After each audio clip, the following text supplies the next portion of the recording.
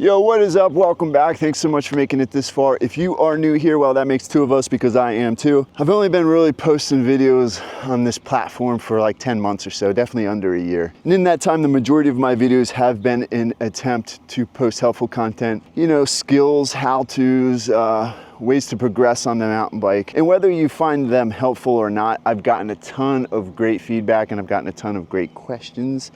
The questions have come in from YouTube, they've come in from Instagram, they've come in from Patreon. So what I have done is I've asked the Slanted Ground intern, yours truly, to comb through those comments and pick out what I think are great comments that deserve a bigger audience, a wider audience. And then I would dedicate a video to my best attempt at answering those questions. So I hope you stick around because I'm going to stop wasting time and I'm going to get straight into the questions, right?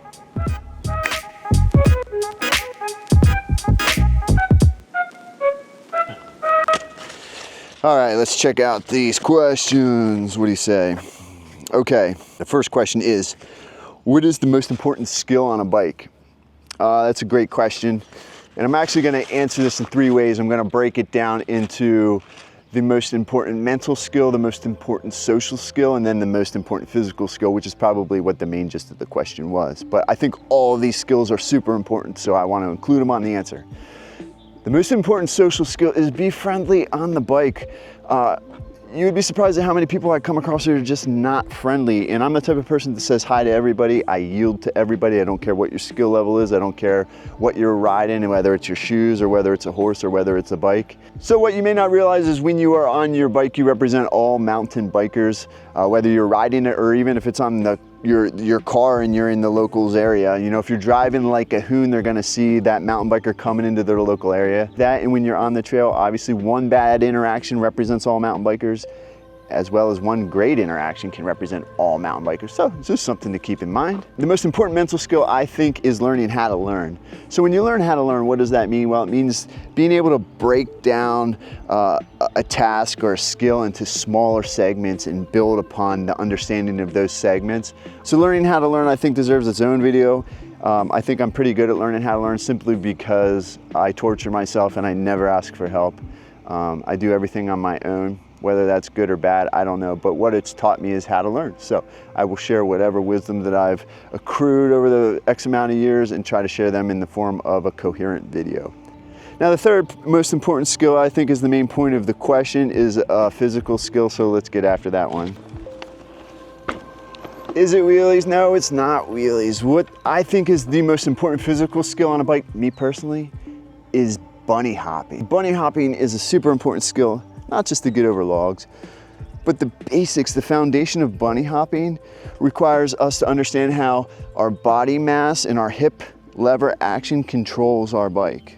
So even if you can only do this, you don't get very high, but that basic foundational skill that you have right there, you can apply everywhere on the trail. You can use it up to unweight over rocks, to pump the backside of rocks in small transitions, to bump jump. I have a video on how to bump jump. You can apply that same motion to jumps too.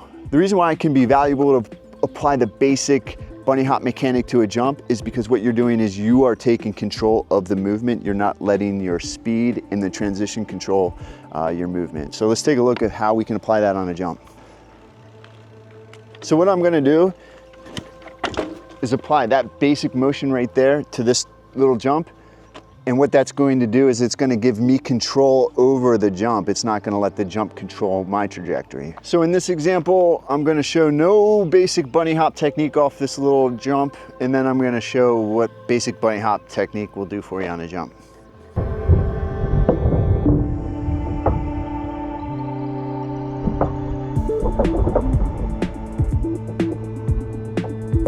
So what I'm gonna do here is I'm just gonna hit this jump and I'm just gonna do exactly that little bunny hop motion.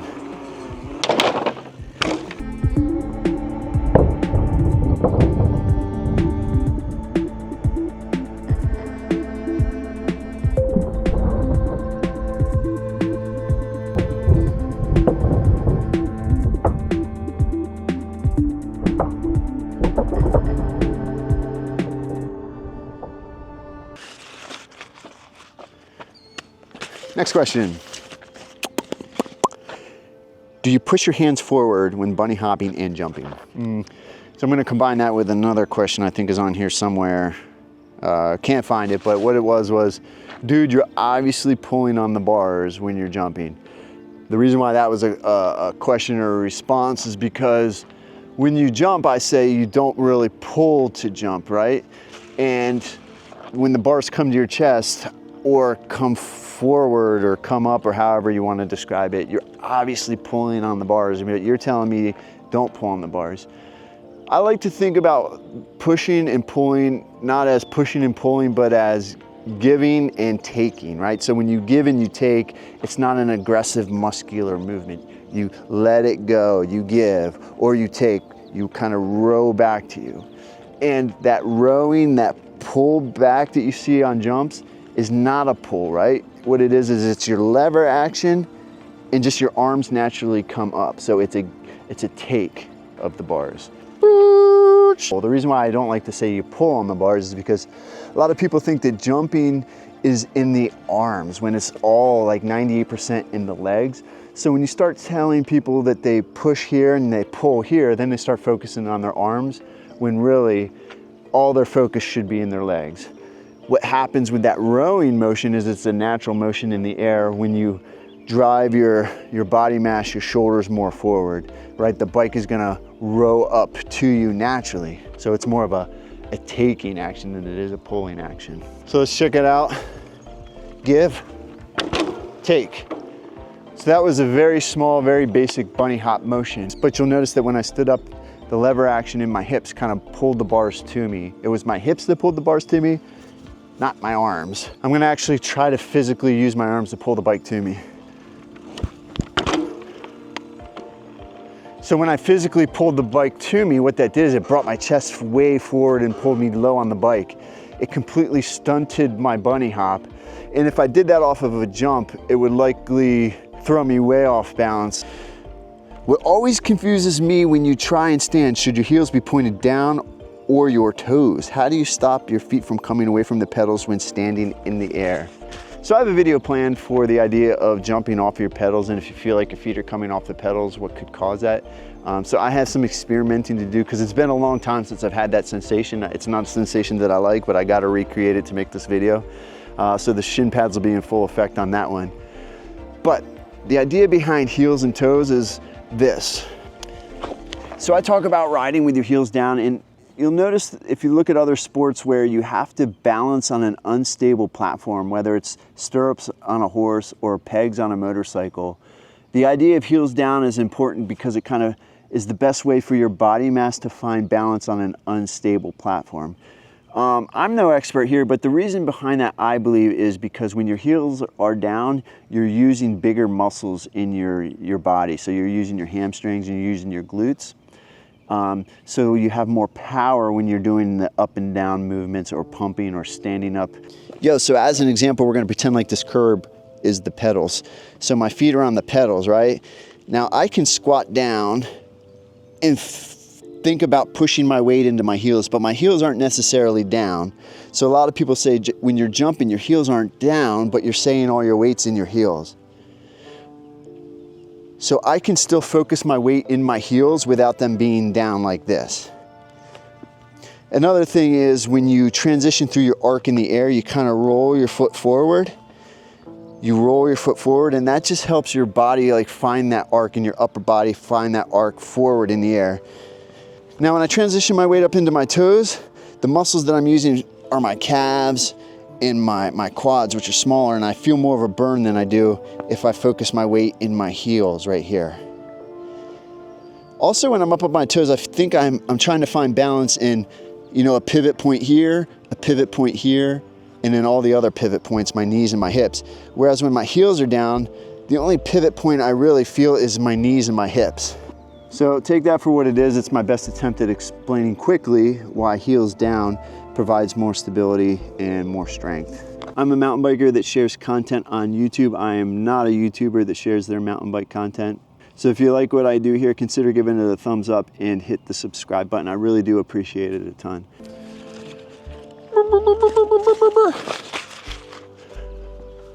Next question. We're gonna cruise through a bunch here.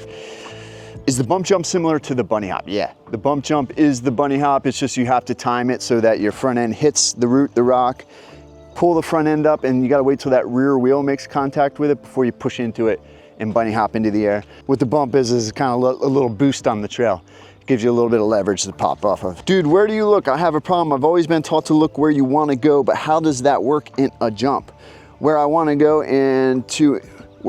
to an arbitrary point feels odd in the air. I just recently posted a video of where I look when I ride a trail, so I'm gonna work on a counterpart video to that in terms of where I look when I ride jumps. I know sometimes you get lost as a new rider. You're so focused on that transition, and then you're trying to mentally calculate where to look as you travel up the transition. And then when you kind of boost off of it, and when you're in the air, you're naturally looking where you want to land. But I think where to look on that approach is super important, so I'm gonna do a video on that. Way too many words. So people say I talk too much or I repeat things too much. And to those people I say, if you're having trouble learning, it's probably because you're not open to the fine details of learning a skill. Maybe I do talk too much. If I talk too much, it's not for everybody. There are other videos out there. You can go to a specific acronym channel, and when they have to hit their 500 video a week quota, sometimes they'll post a how-to video, like a how to jump video that's 4 minutes long. It'll be super high level, so go there and check those videos out, see how helpful they are. Can so-and-so skill, easy bird, can so-and-so, easy bird, can pet peeves. I don't really have any pet peeves. Simply because I mind my own business. I would say though, if I had to have a pet peeve, it would be people referring to mountain bikes as acoustic bikes in terms of comparing them to like e-bikes. It's just ridiculous. If Google what the word acoustic means, you'll realize it makes no sense. So if I had to have a pet peeve, it would be calling mountain bikes acoustic bikes. All right, what else do we have here? Boop, boop, boop. Wheelies, would you say it's a good idea to learn this before manualing? Wheelies are easier to learn than manuals, and I would start with wheelies first, because a wheelie, you can control your balancing point with your pedals too. So if your front end starts to drop, you can pedal into it and bring it back up, and you can control your speed a little bit better. On a manual, you can't pedal, so you're reliant on your hips and your body position to keep your front end up in the air. So I would start with wheelies and then move to manuals.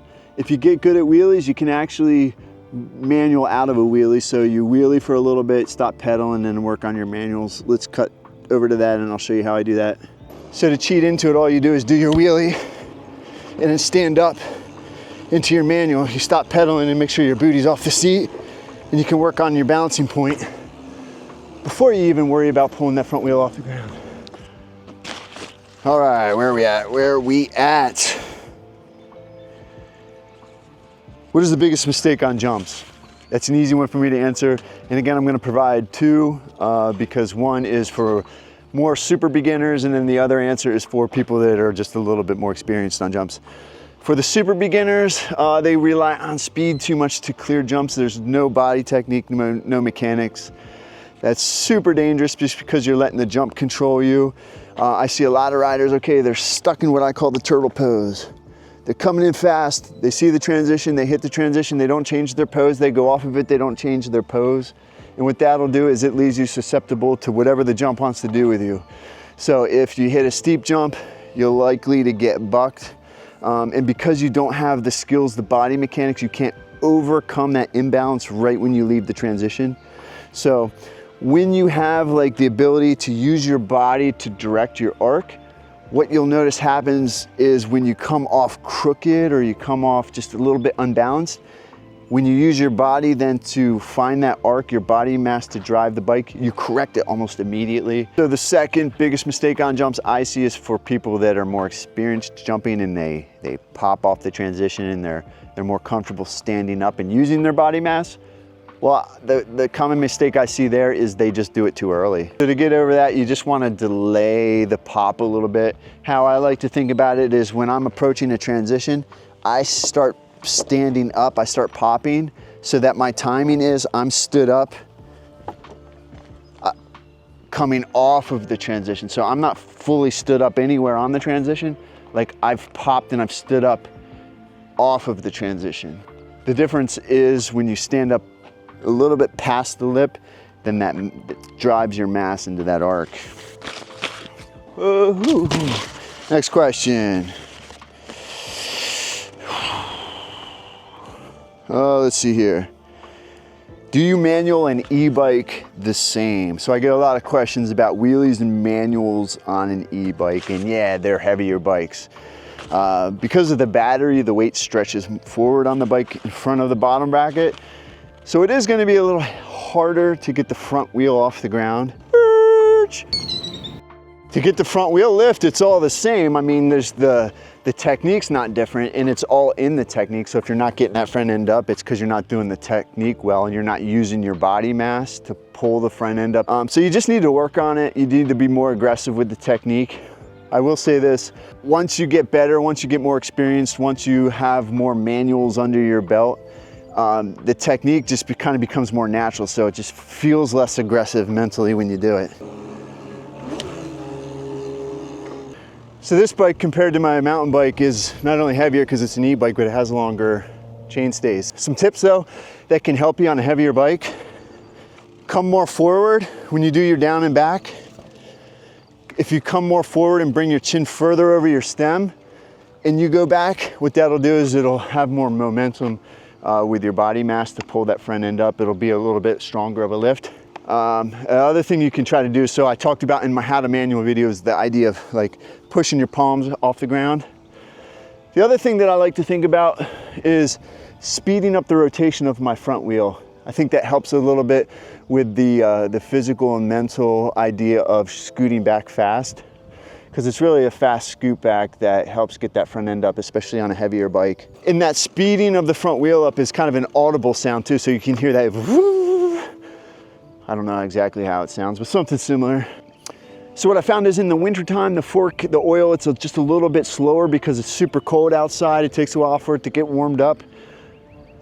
With the slow rebound and then the slow compression, I found that manuals are just a little bit harder to get off the ground, which leads me to believe that the fork suspension does play a part in aiding the front end off the ground, especially when you sink down to compress the fork and slide back. So perhaps what you can do to kind of cheat the system a little bit is to make sure that you're not running any compression on your forks if you have a compression setting, and then dial up your rebound to be more aggressive. That might help you get the front end off the ground on a heavier bike. Great vid. What's your take on a manual machine? So I would never suggest using a manual machine personally. It's subjective, but I just think going out there and learning it in its natural environment, which is a rolling bike, is not terribly unsafe. And not only that, is you're going to learn so much more that applies to the final product, the manual, than if you hook your bike up to a manual machine and you have that balance support and then you have the rope to keep you from looping out or whatever. I just think that you get off the manual machine, you still got a ton to learn when you get out into the parking lot versus just starting a manual in the parking lot, and then once you get over that first hurdle, then life will be a lot more easier for you than when you master the manual machine, you get out in the parking lot and you realize, holy cow, I still got a lot to learn. All right, next question. How do you learn not to think? It looks effortless. I don't think you learn not to think. I think you always think. I think. I believe that when you make it look effortless, it's not because you're not thinking. I think it's because you have an experience level that allows you to comprehend things quicker. So you think quicker, you calculate things quicker. So what that does is that translates to smoother riding, more fluid riding, because you're not overthinking things. Your body kind of already knows what to do. Me personally, I'm always thinking. I'm looking ahead and I'm planning what I'm going to do on the trail. And if I see a turn or I see a jump, I have like this pre-vision. I'm envisioning what I want to do off of it. I'm envisioning what my body's going to do before it happens. So that's definitely thinking. But what I think happens is when you get more experience, that thinking just becomes more natural, more fluid. A lot of people that looking from the outside would see that as you're not thinking, you make it look effortless. But I think it's just all based on experience. I think that's the definition of steez too, style with ease. I don't know, I have to look that one up in the dictionary. Next question, is it the same on a hardtail? So I get this question a lot when I post a skill video like how to wheelie or how to manual, basic jump stuff like bump jumps and whatnot, bunny hops.